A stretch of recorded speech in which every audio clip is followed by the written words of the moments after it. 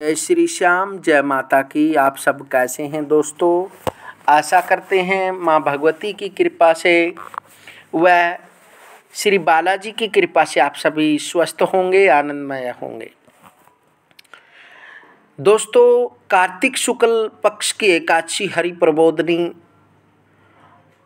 और देव उठनी एकादशी नाम से जानी जाती है। वैसे तो हर एकादशी अपने आप में बहुत ही महत्वपूर्ण एकादशियाँ हैं, लेकिन जो कार्तिक मास की शुक्ल पक्ष की एकादशी होती हरि प्रबोधनी देव उठनी एकादशी, इस एकादशी का बहुत बड़ा महत्व माना जाता है, क्योंकि इस दिन भगवान विष्णु अपनी निद्रा से जागृत होते हैं और इसी दिन से मांगलिक कार्य प्रारंभ हो जाते हैं। तो यह एकादशी अपने आप में बहुत ही अद्भुत एकादशी मानी जाती है। इस दिन विशेषकर विष्णु भगवान की पूजा का विशेष महत्व होता है और इस दिन देवताओं को भी जागृत किया जाता है। तो एकादशी एक जो शुक्ल पक्ष की एकादशी कार्तिक एकादशी हरि प्रबोधनी एकादशी किस दिन रहने वाली है और इस एकादशी का क्या महत्व है और इस दिन विशेषकर भगवान विष्णु की पूजा किस विधि विधान से करें, आज संपूर्ण जानकारी इसी वीडियो में आप जानेंगे।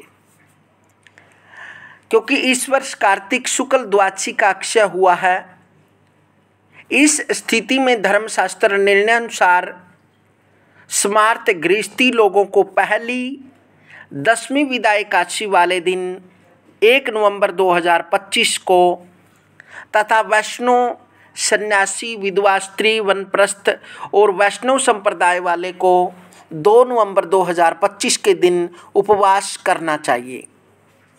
धर्म सिंधु अनुसार एकादशी तिथि मुख्य 2 प्रकार की होती है, विदा एकादशी और सुदा एकादशी।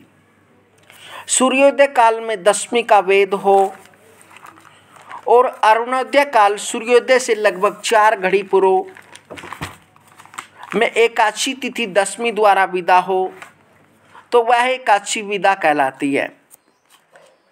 अरुणोदय काल में 10वीं तिथि के वेद से रहित एकादशी सुदा मानी जाती है। प्राय सभी शास्त्रों में 10वीं से युक्त एकादशी व्रत करने का निषेध माना गया है, परंतु द्वादशी का अक्षय हो जाने पर गृहस्थियों को 10वीं युता एवं वैष्णव संप्रदाय वालों को द्वादशी त्रयोदशी युता एकादशी के दिन व्रत करना चाहिए।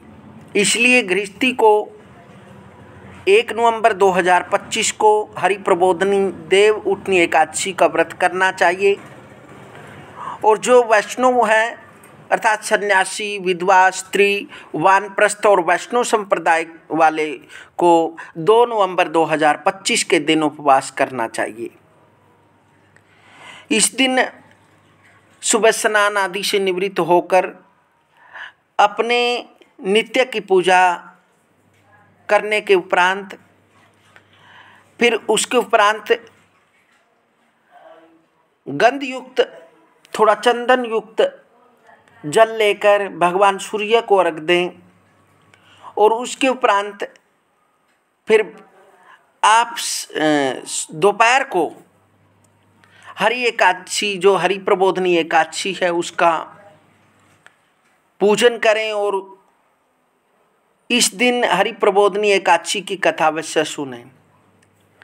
सुबह जब आप पूजा से निवृत्त हो जाएं, सूर्य को अर्घ देने के बाद जहाँ पर आपने दीपावली की पूजा की है वहाँ पर एक गेरू से या किसी रंग से रंगोली बनाकर उस पर एक दीपक जगा दें तेल का और फिर उसके ऊपर वहाँ पर जो भी आपके घर में सामर्थ्य है किसी भी प्रकार का फल या सब्जी वहाँ रख दे और फिर उसके ऊपर एक प्रांत रख दे।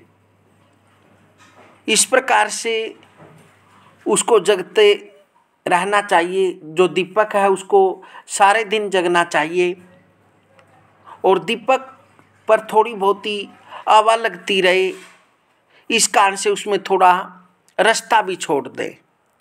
उसके उपरांत उसको शाम को प्रांत बजाकर देवताओं को उठाना चाहिए, और जो उसके अंदर जो दीपक रखा था उससे जो काजल बनी है उसको रख लेना चाहिए, और जो उसके अंदर प्रसाद जो फल या सब्जियां रखी थी वो उसको वितरित कर देना चाहिए।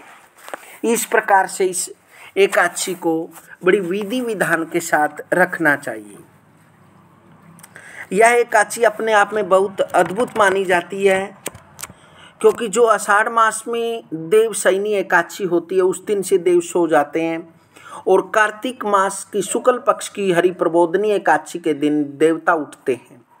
इसलिए यह दिन मंगल कार्य करने का होता है, और इस दिन से ही संपूर्ण भारत में मांगलिक कार्य प्रारंभ हो जाते हैं, और कहीं न कहीं जो भी अपनी पूजा या इष्ट देव की आराधना होती है इस दिन अपने आप ही कर सकते हैं।